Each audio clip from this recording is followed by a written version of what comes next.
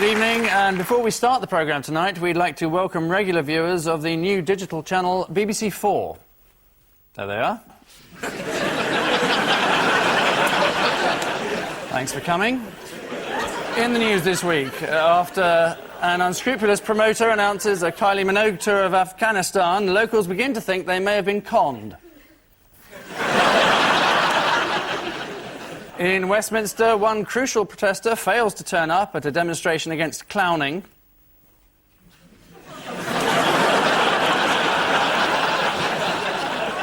And in the Midlands, Vauxhall announces the recall of its latest model after the discovery of a minor design fault.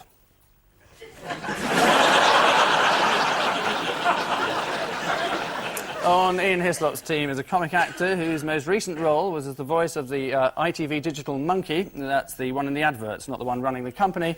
Ben Miller.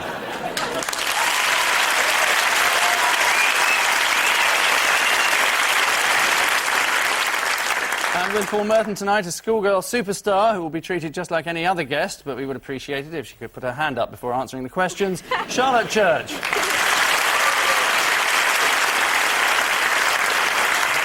Round one looks at the major economic and socio-political issues of the moment, most weeks, but tonight... That's the bedspread. That's practising. Ulrika Johnson, who's got a book and a new television programme coming up. Actually, I want to stick up for Ulrika. I mean, It's not his fault, but nobody has a go at him because he's captain of England. But do you think he's to blame, then?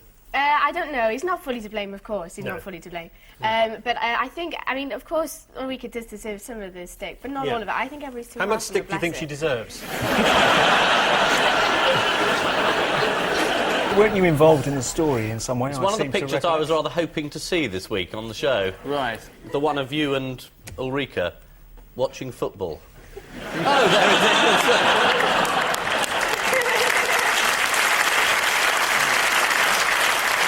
What are you shouting there? The thing that people, you know, shout at football matches like. For heaven's sake, let's keep a low profile. Who's nicked my teeth? You've got them in your hand. Were you planning to go before Ulrika phoned that morning?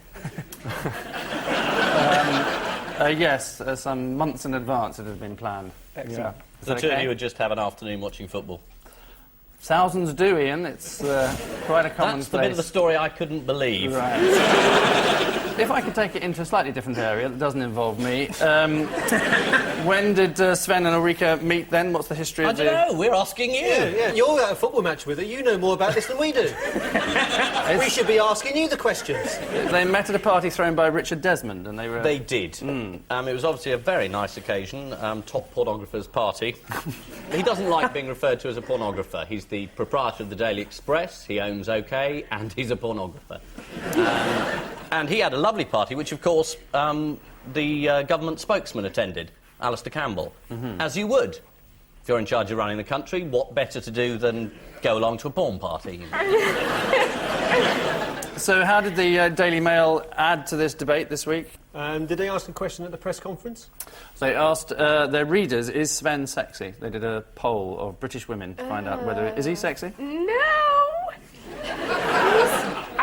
I shouldn't say this because you're all... But he's too old.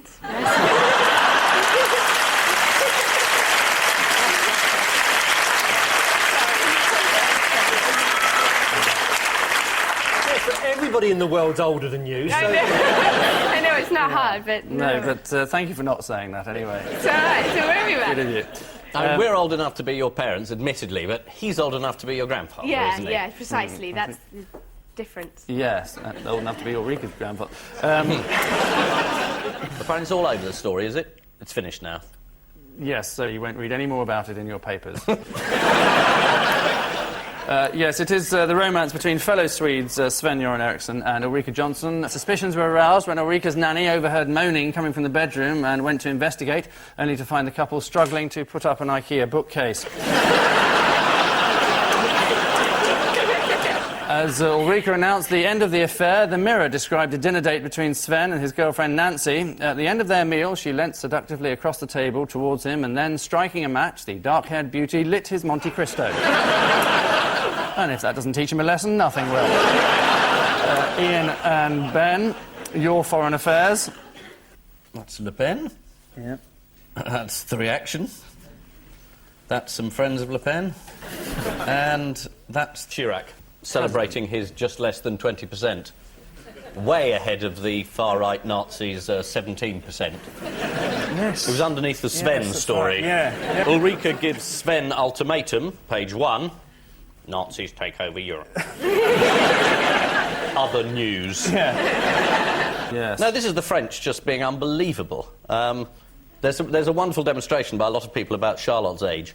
The schoolchildren took to the streets and they were asked, why have you come out to demonstrate? And they said, because our parents have demonstrated that they're cretins. So, there is a problem with the fact that Chirac is almost unelectable. Chirac has to get elected as president to keep out of jail. The other placard that people are carrying around is, vote for the crook, not the Nazi. The Daily Telegraph contributed to the debate as to whether it could happen over here by saying, when people ask, could it happen here, the answer depends on what you mean by it and happen. What's some of Le Pen's extraordinary aspects of his history? Well, Le Pen made his money by selling tapes of Nazi marching songs. Well, he recorded them. No, he got old recordings of them and sold them by mail order, saying... K-Tel's greatest Nazi marching song. Yep. Now that's what I call the Horst Wessel song. And who's been unveiled as a French singing starlet this week? Oh, is this Ian Duncan Smith's sister? Susan is her name. Wasn't she, didn't she... Yes, that's right. Yeah, I thought so. Yeah, I just wanted to double-check that, because... So she never actually... Didn't she? No. She got to number 3 in the charts in France with a song called Why Is Everyone So Mad? Have you had many hits in France, Charlotte? No, actually, I've only been there like a couple of times. I wasn't impressed in them. And are you bothered by racism over here? And people being rude about the Welsh, for example? Yes. On television programmes? Yeah, on television programmes. Yeah. Yeah. Yeah, completely. Yeah, still, thank God, no one here is responsible for that kind of a programme. Yeah. This is the shock result in the French elections, where Jean-Marie Le Pen came second. Since the election, French demonstrators have come out on the streets in their thousands to protest against the fascists, something they singularly failed to do in 1940.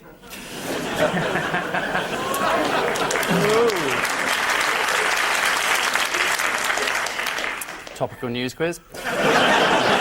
Tony Blair said that Le Pen's rise should be a warning to Britain. What I would say to people apathetic about politics is it's important we respond to these stories in a clear way and they do not blah, blah, blah, blah, blah, blah. Still Sven, eh?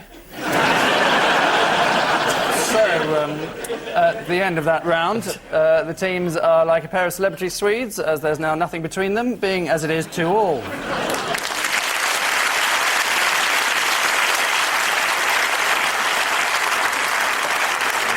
And so to the now serious world of the tabloids, as illustrated by such finely honed wordplay as Paul and Charlotte. Shakespeare.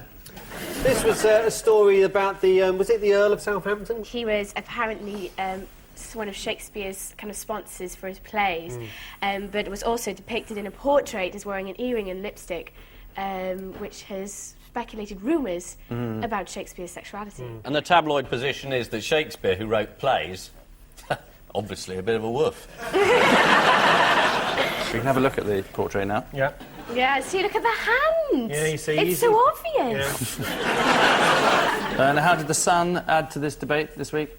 Probably came up with sort of variations on Shakespeare plays with sort of very punny sort of titles. Yep, Romeo and Juliet. A Midsummer Night's Dream. And All's Well That Bends Well. And it was his birthday on week? Tuesday. Yeah. Yes, not only birthday, but death day as well. 'Cause Yeah. he died on his birthday. Really? On You wrote St. those George. plays in one day? He did nothing about it, did he? Straight out, born... There are supposedly other signs of Shakespeare's sexual orientation. Yep. Apparently in King Lear, he's supposed to have said, "Who is it who can tell me who I am?" That's stars in their eyes, isn't it? Oh, he didn't write that one, did he? No. He's like Matthew, I'm going to be Edmund, Earl of Gloucester. Have you done your English exam yet? No, I'm doing it in like 4 weeks. I went to GCSEs and I'm dreading them. And we're doing Macbeth, actually. Glamorous thou art in Cawdor, and shall be what thou art promised. Yet do I fear thy nature, it is too full of the milk of human kindness. To catch Oh, no, I can't never this is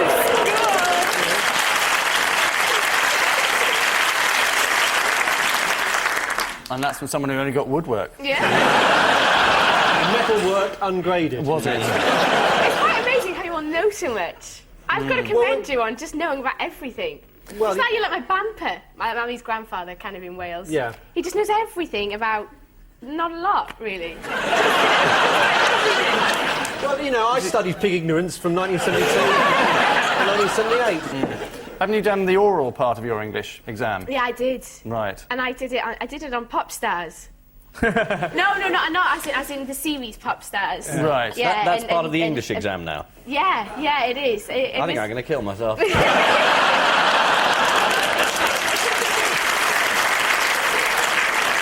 What did you think of the big boy? Was it Rick, the one that was sort of like... That's Pop Idol. I was slightly obsessed with Pop Idol. It was great. Yeah. Yeah, great. Yeah, I started to get into it towards the end. What about you, Ian? Who did you vote for? Who did you... Sir Stafford Cripps? This is the suggestion that William Shakespeare might have been gay. According to one paper, the picture was originally thought to be Lady Norton, daughter of the Bishop of Winton, or Graham and Dale, as they prefer to be called. There are numerous hints that the bard was gay, littered throughout his plays, hence the line, "Is this a dagger I see before me, or art thou just pleased to see me?" Ian and Ben, your cryptic revolver, Moni Blair.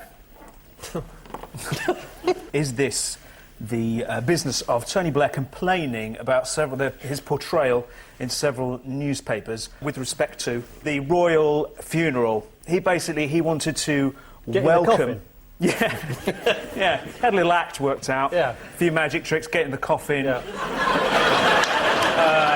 They would have put swords in, and we were standing round there, all four of them.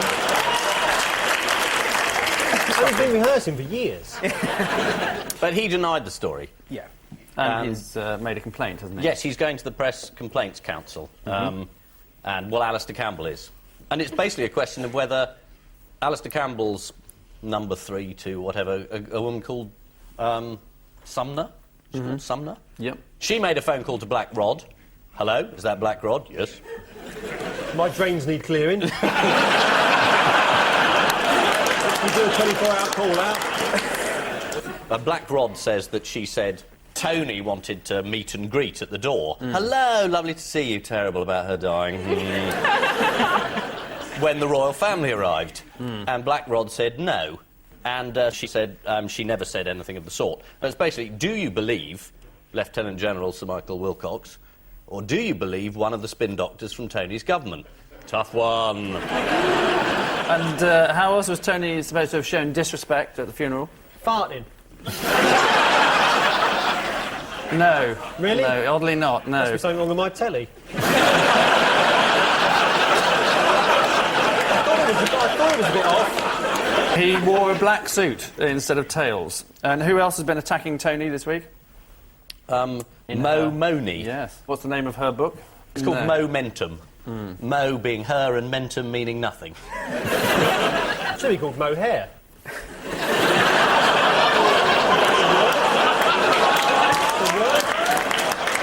This is, of course, Tony Blair's appeal to the Press Complaints Commission. According to The Spectator, Mr Blair's request to Buckingham Palace for a more prominent part was assessed, considered, mulled over and then rejected. Although not necessarily in that order. Paul and Charlotte, your happy hook line. All one needs is love. That's the thing about the Beatles song, the Queen starting it off to celebrate her Jubilee year or whatever, and she's starting singing. I don't know, is she going to be singing? She's going to launch the song, certainly. Fair enough. And then each star is going to do one line each of the song, obviously. Are you taking part? No, I wasn't asked. That's a shame. I know. Probably got an exam that day anyway. Actually, I've got a... I'm sorry, because I completely turned this whole kind of game show around and talk about me, but oh well. I've got to start in the middle of my GCSEs and go over to America and sing for the president, which I find quite bizarre, actually. Yeah, so I think I'm going to do history in another exam over in America. I just thought I'd tell you that don't ask fact. his advice on the paper.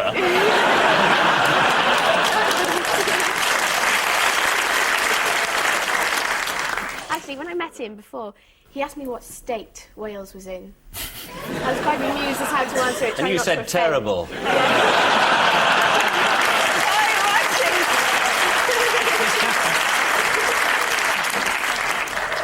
Did you let on that he'd made an enormous gaffe? No, because I thought, how can you answer that without offending the American president? He'd probably come over and bomb Britain or something. So I just kind of went, it's in Britain next to England, and I kind of walked away because I felt a bit stupid then. So I left it at that. You felt stupid. Well, that's very magnanimous of you to feel stupid. The Queen is going to appear on a well-known children's programme. You read about this? Blue Peter. Blue Peter, yeah. Yeah, that's right. Yeah. She's going to... Wow. That'll be hilarious. How to make a Prince Philip out of a washing up bottle.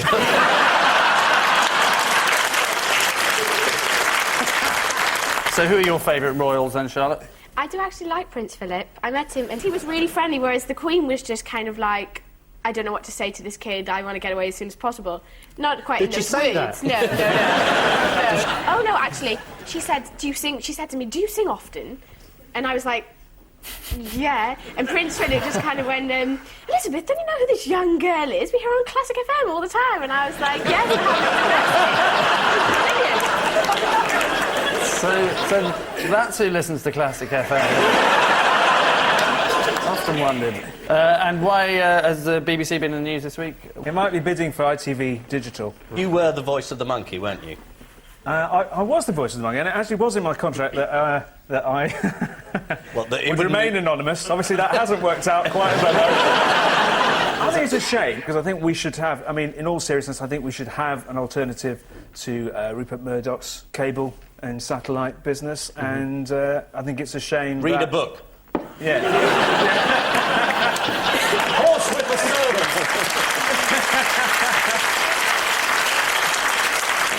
This is the BBC's plans for the Queen's Jubilee.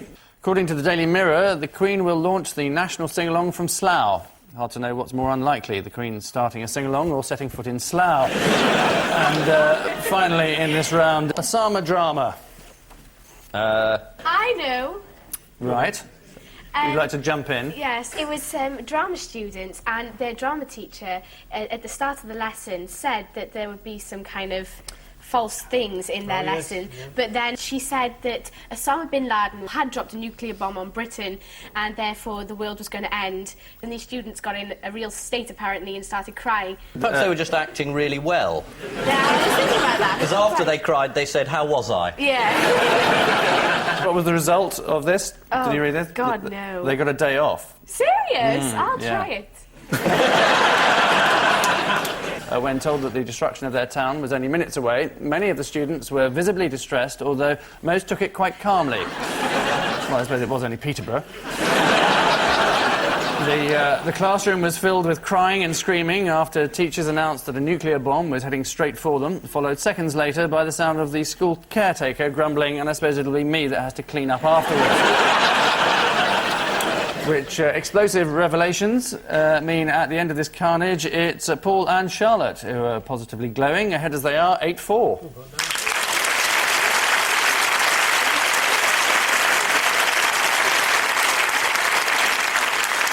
And so to the familiar stench of our odd one out round, Ian and Ben, your supergroup comprises Tony Blair, Peter Frampton, Ariel Sharon and Ozzy Osbourne. Is it a guitar question? Because Tony plays guitar, Peter Frampton, of course, very accomplished solo guitarist, and Ozzy Osbourne is Ozzy Osbourne. No, it's something that Ozzy's been in the news for recently. He's been on MTV. They've done a little soap opera for him, The haven't they? Osbournes. Yeah, that's right. wicked. Is it? It's so sick. Is it? Yeah, it's voyeurism and it's worse, but it's compulsive viewing. Is this next year's What English happens syllabus? in it- Probably. Hang on, Osby Osborne, didn't he put his hands outside the Chinese theatre or something in the Hall of Fame? Something to do with the Hall of Fame. Oh, hang on. No, I was about to say, no. No. It does relate to something that only Charlotte of us here has ever done. Oh, they've all met the American president. Yes, because George Bush recently met Ozzy Osbourne, didn't he? And obviously Tony Did Blair's... he? Yeah, he did, yeah. Tony Oh, Blair's my. obviously met him, and Peter Frampton hasn't met him. Is the wrong answer. However, it is the right reason, but the wrong person. The answer is that they've all dined at the White House, except Ozzy Osbourne, who has yet to take up George Bush's invitation. Oh, right. He hasn't decided whether he's going to go or not. He can't remember.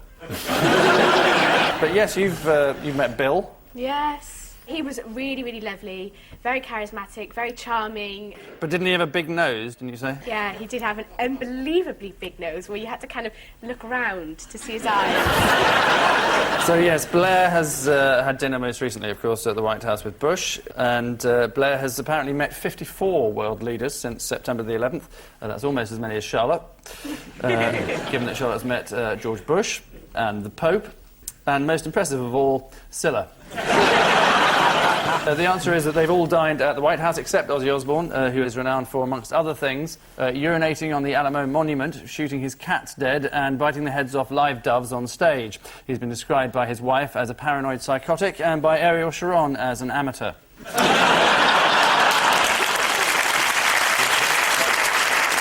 Paul and Charlotte, your four odd ones, need no introduction other than to say they sound like this.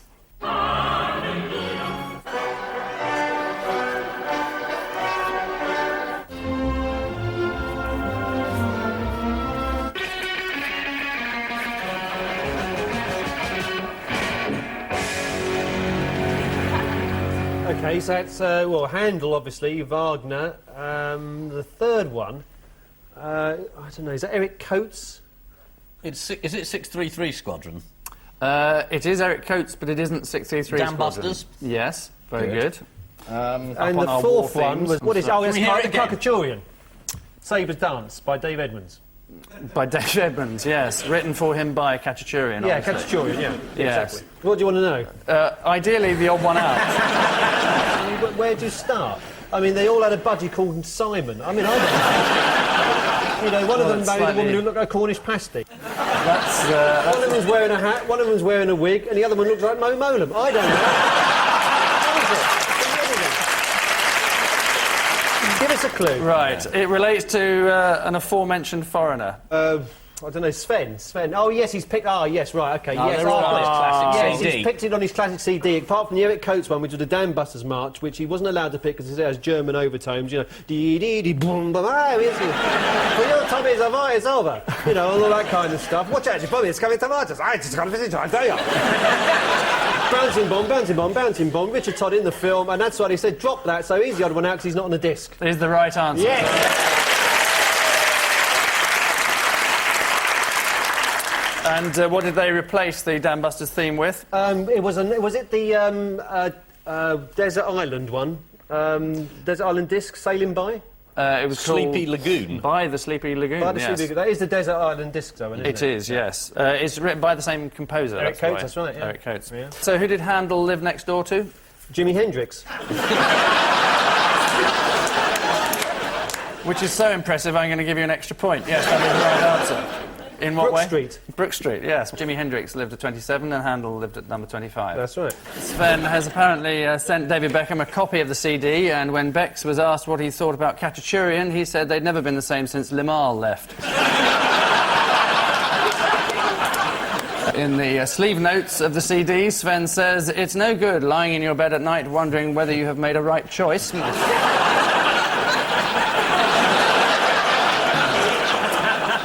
Our final missing words round never ceases to be our last. A variety of headlines chosen for their rib-tickling ambiguity, including some or more from this week's guest publication, the highly acclaimed Biscuit and Cracker Baker.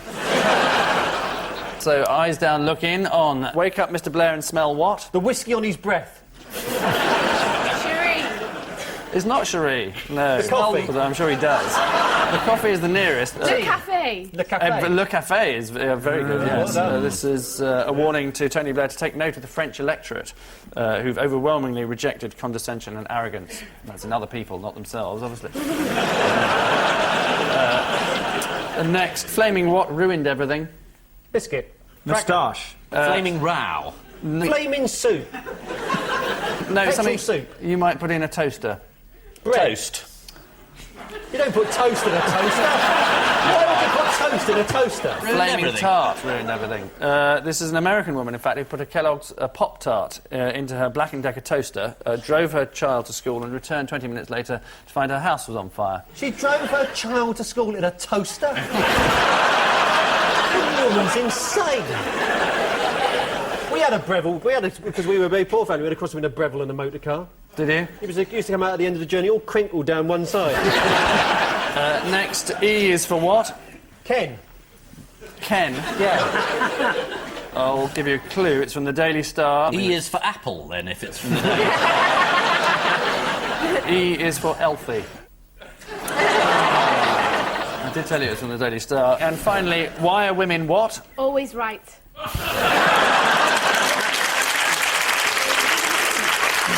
The always bit is correct. Yeah. Always late. Always late is the right answer, yes.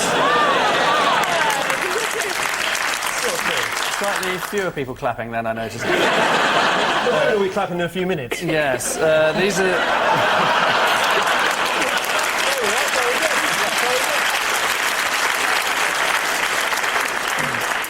These are the results of a survey by Marks and Spencer's, finding that women only take 21 minutes to get ready. Results announced by a pig as it flew over the Oxford Street branch. Which Soiled Goods wraps up tonight's plot with this week's Shrivelled Turnips being Ian and Ben with 5, while this week's prize Swedes are Paul and Charlotte with 15.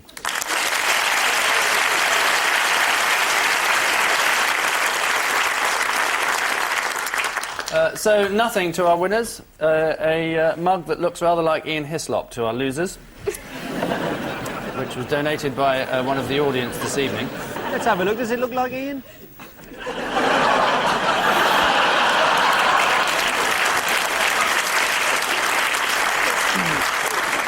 I think we'll take that as a yes. And I leave you with news that at a Washington function, disaster strikes as Bill Clinton chooses the wrong woman to goose. An exclusive picture shows how Prince Harry saw the Queen Mother's funeral.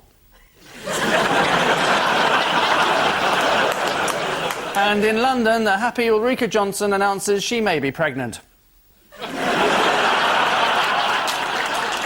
Good night.